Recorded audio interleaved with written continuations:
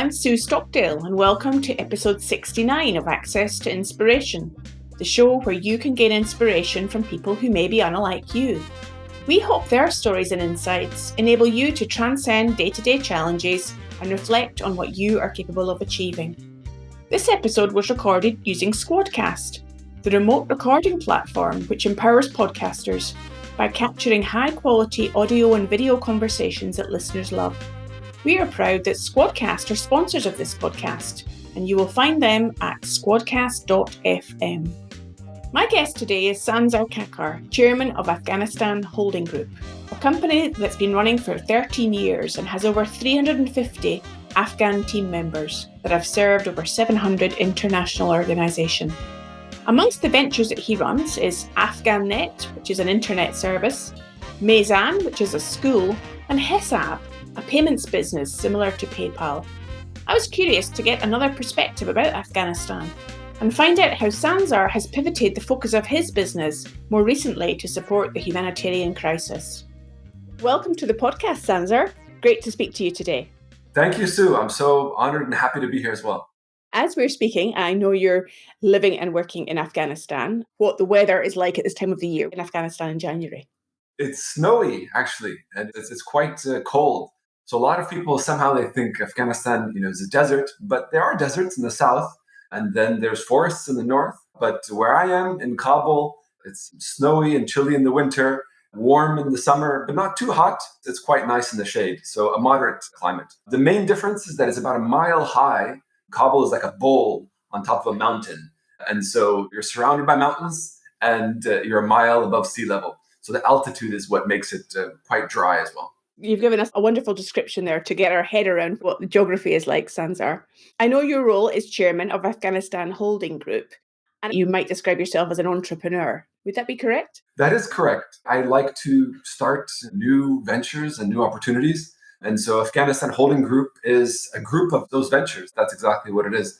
New ideas, new startups, new businesses, and almost exclusively all in Afghanistan.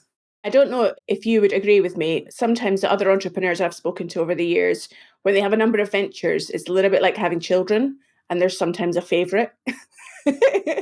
I'm wondering if that's the case for you. It's hard to say. I have 5 children, so it's hard to say a favorite even amongst my own children. But amongst my ventures, there's 10 of them, and there's some that I do enjoy much more than others. I think that is fair to say. One of them is called F45 Training, which is a gym from Australia. Mark Wahlberg is a co-investor in those gyms. And in Afghanistan, it's just so much fun to do that. People really enjoy it. It's something completely different. And so I would probably say F45 is definitely one of my favorites. And what are the others? Or just give us a flavour of some of those other business ventures that you're involved in, Sanzar. Sure. So one of them is a school from K to 12. It's called Mezan, and we help try to train the future leaders of the country. So it's a small school, but we have an incredible curriculum out of Oak Meadows in Connecticut from the US, and we've customized it for Afghanistan, local languages and culture, as well as, of course, English and kind of a US side to it. We also have Afghanet, which is an internet service provider providing just broadband internet to homes and businesses across Afghanistan. Actually, a few tech ones. My background is computer engineering. So we have a Uber service called Uber, which means let's go in Farsi. And you can order food like Uber Eats, or you can order a taxi or a package to be delivered through Uber. And then the one that we're spending most of our time on now is called Hesab. Hesab is, think of it like Apple Pay, where you can send money, pay in any shop, send money to anyone else, and try to make it really easy for payments, given the fact that the banking sector has collapsed in the last 5 months. Well, it sounds like there's a real variety of ventures that you're involved in. Where do you think you get that entrepreneurial spirit from? I think Afghans in general have an incredible entrepreneurial spirit. My entire life, when I've been in Afghanistan, they've come up with any little thing, even if they didn't have a lot of capital, to try to do a business and earn a living. If you go to the markets, there would always be someone that would rent a wheelbarrow so that he could spend the day wheeling groceries for people around the busy markets, or just come up with some really incredible creative ideas to life. So I definitely think it's in the Afghan spirit. The word trader or trading in Afghanistan is the same word for business. So you have to trade, buy low and sell high. Afghanistan has always been the Silk Road between the East and West. And so trading is also, really key to the Afghan spirit. But aside from that, I think my background has also very much been in the private sector. I worked in venture capital, or I worked for Merrill Lynch in New York. And all of it was very much growing the private sector. And that's what I've enjoyed doing, creating things myself and watching them grow and bloom in the future. And were you originally from Afghanistan, Sanzar? Were you born there? I'm half and half. So my mother is American from Iowa, Kansas, and my father is from Faryab in the north of Afghanistan. I was born in Seattle, Washington, when they were studying medicine there. My father is an epidemiologist, and my mother's a MD, MPH, public health. But when I was about 5 years old in Seattle, we moved back to Afghanistan, actually on the border of Afghanistan and Pakistan, in Peshawar. And that's when the Soviets were still in Afghanistan. And there was a big rush of refugees from Afghanistan out of the country.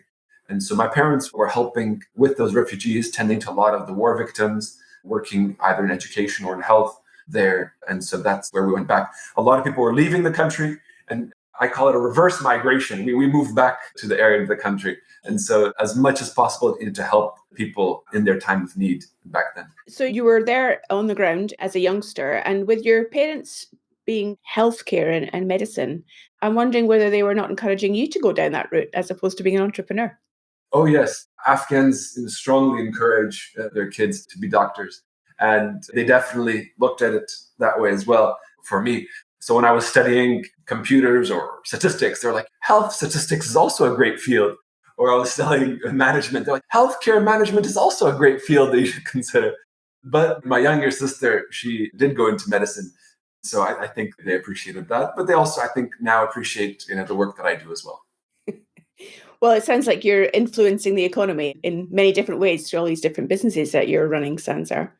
I also know as a student that you participated in and modelled a United Nations conference. Is that right? Yes, I really enjoyed that, both through high school and in college. I attended dozens of Model UN conferences where I worked on debating world issues, but in a kind of a academic, and that's really what helped broaden my horizon. So if anyone has kids or they themselves are at an age where they can attend MUN, it was really didactic for me just to be able to not only meet so many people from so many cultures, but to start thinking about some of the greater issues in the world and what we could do to make a difference for them. So from Beijing to The Hague to Egypt, and we went all over the world, Germany, all across the US, many different states for these conferences and events. And so just travel has a big impact on that, especially when you're young, to broaden your horizons. But I enjoyed speaking and debating and meeting people over the years through MUN. And the United Nations then has come back into your life more recently. I understand part of what you have been involved in was distributing emergency aid for the United Nations. Yes. So after August, when the government changed in Afghanistan, we closed a lot of our different operations that weren't as relevant. But the critical need was very apparent. And that was when the UN announced that 22.8 million Afghans might be facing starvation this winter, including 1 million children might die just out of hunger and malnutrition. And so we really changed focus. And we have 350 employees in the country. And we just said the greatest humanitarian crisis probably of our lives, and anything we can do to try to address it and help people in their time of greatest need, it's an obligation upon us. And so we focused to Hesab and tried to say, all right, here's a way that we can deliver aid immediately, transparently around the country. And UN really mobilized their resources. There's 35 different UN programs from WFP, World Food Program, to WHO, the World Health Organization for doctors, and then UNICEF with teachers, and on and on and on, just to try to step in to avert this incredible calamity. And we're working very closely with the UN to try to help people during this time. And when you're able to support and help the local economy, how do you measure your own success, Sanzar? I think the greatest way is to say how many people I helped. I think I want to look back in my life to say, all right, did I help as many people as I could? That's my measure of success. Financially, I've been comfortable my whole life and I've never worried about putting a roof over my head or what type of car to drive. That's all been very unimportant and not something you can carry with you after we go to the grave. We're all going to die. And so I am very focused on the number of people that we can try to help and how much of a difference we can make in people's lives. And so I'm very much from the technology background, and technology is a lot about scale. You can accomplish a lot of things through technology by making a bigger difference and a bigger impact, as opposed to meeting one person at a time. So when my parents were doctors, my mother originally, she went into just a regular kind of clinic where you're helping one person at a time. And she said, it's so frustrating. You're telling one person at a time, please stop smoking because you're going to get cancer and it's going to hurt you and it's not good for you. And you're trying to explain to one person at a time. But when you go to public health, you're trying to help an entire country stop smoking, and you make a much bigger difference, much impact. So those are the type of things that I heard growing up as a child. And even now, and I'm trying to think, okay, if we help a few families, that's one thing. Okay, great. I'm employing 350 people, and that's making a difference in their lives in Afghanistan. But instead of a few hundred or a few thousand, can I make a difference in the lives of millions? And that's, I think, where technology has been very, very helpful, where there's 27 million phones in Afghanistan. We can have them self-register and distribute aid through their cell phone to them instantly, where they can go to a shop to buy food to survive. So the leveraging financial technology or fintech in Afghanistan or in other countries that might need that, I think is going to be the biggest difference. And that's where I'll be able to look back and say, hey, I tried my best and I was able to help the most number of people. And that would be a great measure of success for myself. When you're talking about mobile technology, you're reminding me of the technology M-Pesa that really made a huge impact in Africa in terms of bringing payments to people in remote places. It sounded like it's a similar sort of concept that you're talking about. Yes, you're exactly right. And that's what it is. It's mobile money. And there's many of them all over the world, from Zelle and PayPal and Paytm in India, M-Pesa, Easy Pay. There's many ones around the world, but Afghanistan had a few before, but it didn't really take off because they were restricted to the cell phone network of that particular provider. So if you wanted to send money, everyone else had to have the same SIM card from that cell phone network. And there's 5 different networks in Afghanistan. Some networks work better in some areas than others. And so that was one of the restrictions. Another one was that it didn't have a very easy graphical interface. So a lot of Afghans, believe it or not, have smartphones. They use WhatsApp quite a bit. Even if they're illiterate, they use the voice messages to send voice messages back and forth.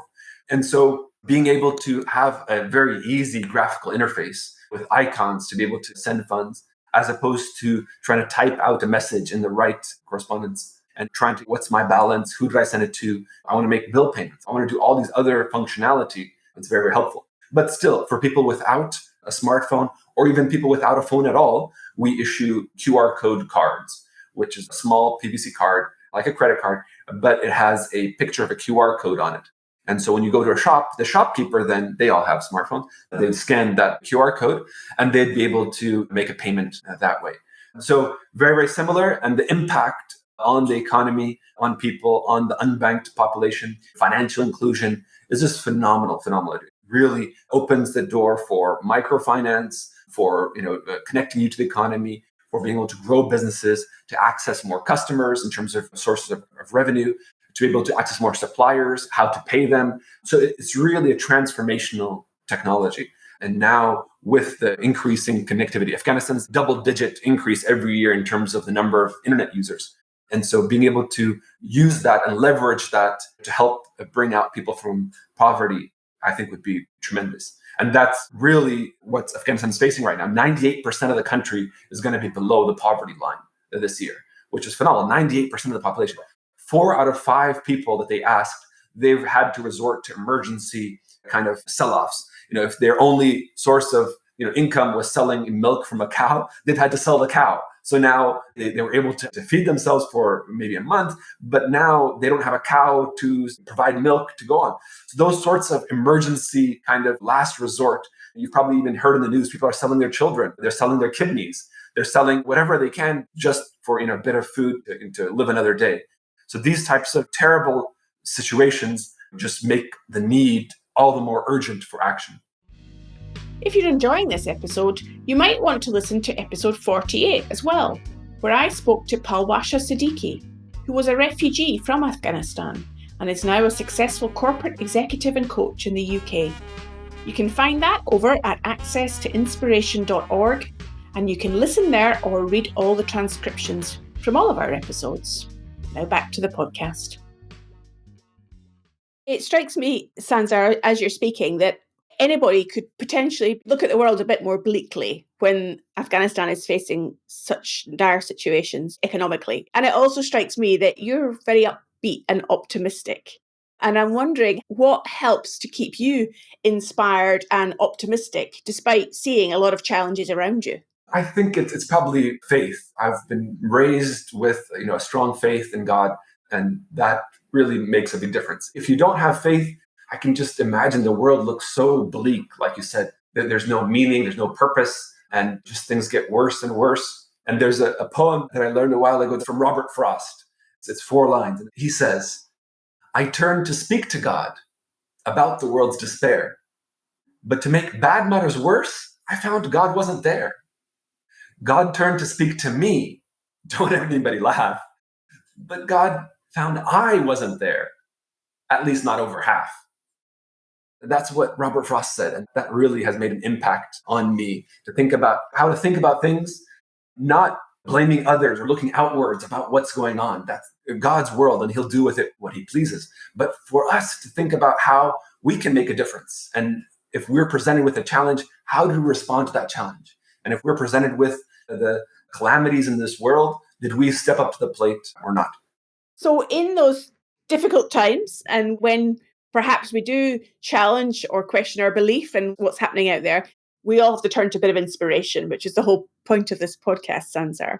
So, I'm wondering who or what inspires you? There's a wonderful teacher, professor.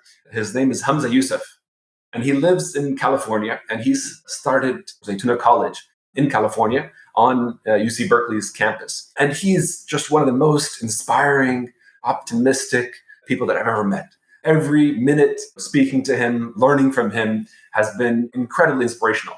And I've probably listened to every single of his lectures on YouTube or tried to listen to every time he speaks. And that is where I've really found a lot of inspiration.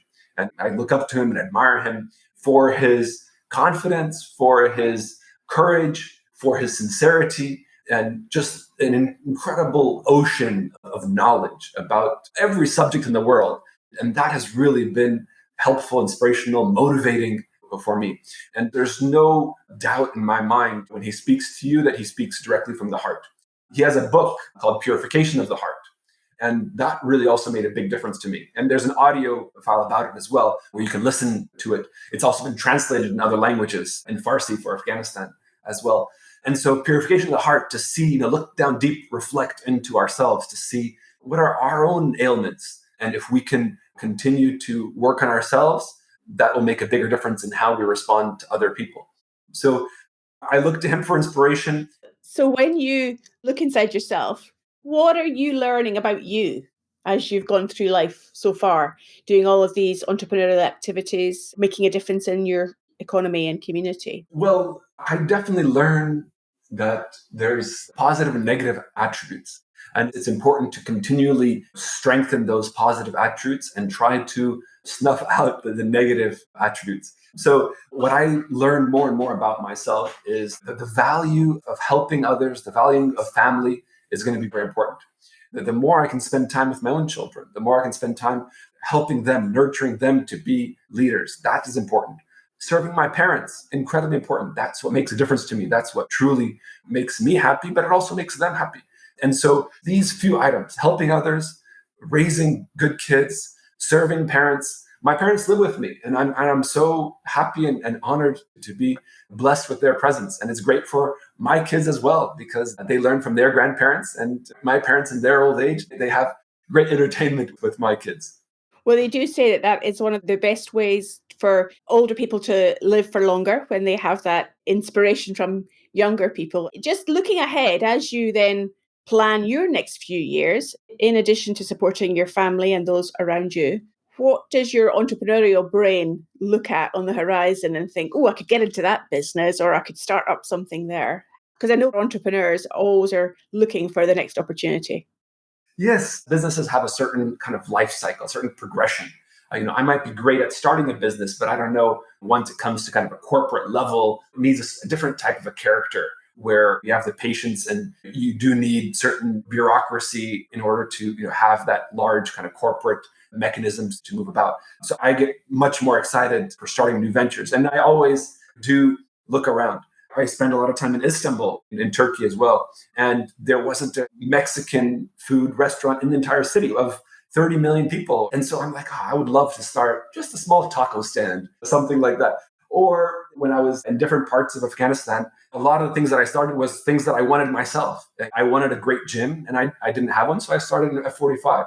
Or I wanted fast broadband internet. And so, I started my own internet company. Or I want, for example, right now to be able to visit around the country. Thankfully, there's less war in Afghanistan right now, and it's quite safe. Many of our employees are going to distant provinces that they've never seen before in Afghanistan.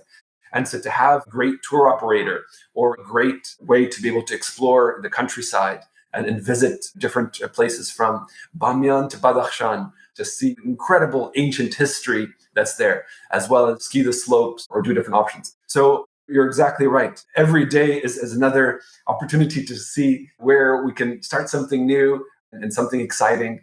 But as of right now, I've really committed all my efforts on this humanitarian crisis. And so I've tried to, freeze all my new brainstorms or ideas or gut, impulses to try to start something new and try to just redirect all of our energies to this one problem. That must be quite difficult to hold in check your unboundless enthusiasm for new things. I know one of our earlier guests in the podcast said that he has a relentless idea generator and he just had a huge notebook full of ideas. And that was the way that he captured his enthusiasm in one place without feeling the need to act on every idea that came up. I get a sense it's perhaps a little bit like that for you.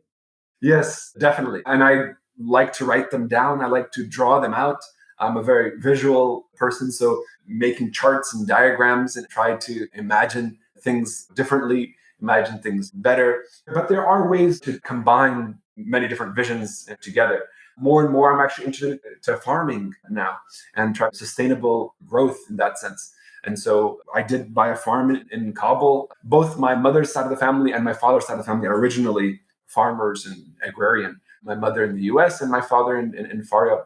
And so even from a young age, when I visited agriculture, I really, really enjoyed it. Not livestock as much, but much more in terms of how to grow, especially sustainably, and how incredible it was that a single farmer can feed thousands, if not hundreds of thousands of people through what they do, which is really inspiring as well, that much good comes from one person. Often other entrepreneurs I've spoken to talk about the need for collaboration. So having partners that they're working with, investors.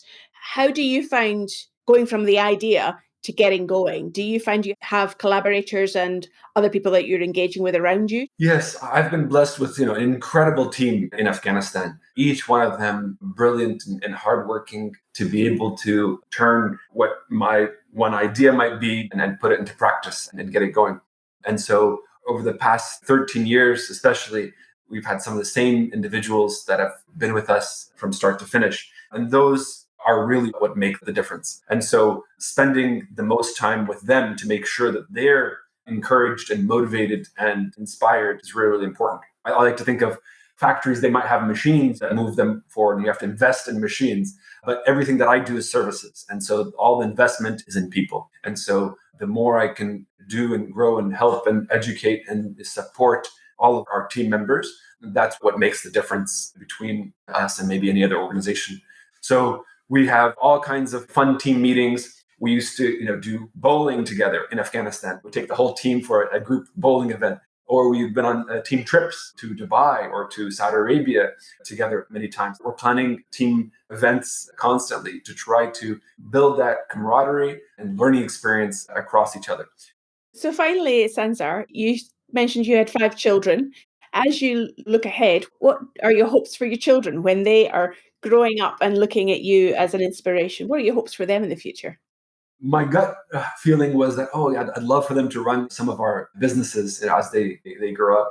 But at the same time as well, I want them to find what motivates them, what inspires them, what's going to help them understand what difference they can make in this world. And I don't want to corner them into one particular area or field that I might have found particularly interesting. Maybe I wasn't interested in healthcare as much growing up, so I wouldn't want them to feel the same way. But I would want them definitely to know that the reason that they're here is to make a difference. It's not just for fun and games and to go about it. That's wonderful. And I think what you've given us a sense of is your strength of character, your strength of your optimism, and the strength of your entrepreneurial focus, Sanzar, in the conversation today. I've really enjoyed talking to you, learning more about the economics of Afghanistan in terms of all of the activities that you're involved in and the way that you're inspiring your family and your children as well. If people want to find out more about you and the businesses that you're involved in, how might they do that? The group of our ventures comes under Afghanistan Holding Group. So they could go to afghanistanholdinggroup.af, and then that includes all the different ventures that are there. Thank you for your time as well, Sue. I really appreciate it, and I look forward to being in touch. I hope you enjoyed my conversation with Sanzar. I certainly got a different perspective on how an entrepreneur can develop businesses in Afghanistan and support the local community. Remember, you can help us to spread awareness about this podcast with other people. So who do you know that needs a little bit of inspiration today?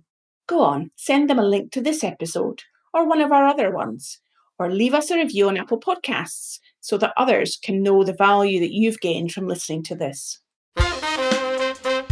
Next time, I'll be talking to Sophie Dow. I hope you will join me then.